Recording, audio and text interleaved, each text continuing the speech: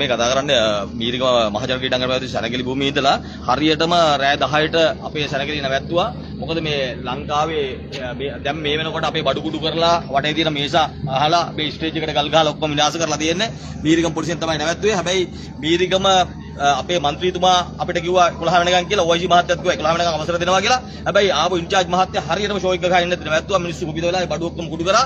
හැබැයි මේ වෙනකොටත් මතුගම ඒ ඇතුළු තවත් කීප වලම සංගීත සම්දර්ශන පැවැත්වෙනවා. එක රටක් නීති ගොඩක් මම මේ පොලිස්පතිතුමා හා ජනාධිපතිතුමාගේ කාර්යය අහන්නේ මේ අපේ ලංකාවට විතරක් මේ මෙතෙන්ද විතරක් මෙහෙම වෙන්නේයි ලංකාව වෙනිත් තැන්වලද. එතකොට ඇත්ත වශයෙන්ම මගේ සමාන අයිතිවාසිකම් උල්ලංඝනය වෙලා තියෙනවා. මට පාඩුවක් වෙලා තියෙනවා.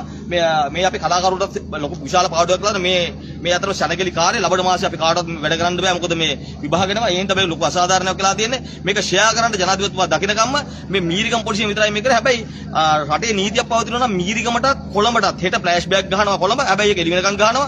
එහෙමනම් හෙටත් සතිය දවසක් ඒකත් නවත්තන්න ඕනේ. මේ අපිට විතරක් මෙහෙම කරා මේ බඩු ඔක්කොම කුඩු කරා ඇවිල්ලා මේ කුපිත වූ ජනතාව මේකට මට සාධාරණයක් කරන්න කියලා මට රාජ්‍ය නිලධාරීන්ගෙන් කාරුණිකව ඉල්ලා සිටිනවා. ජයෝ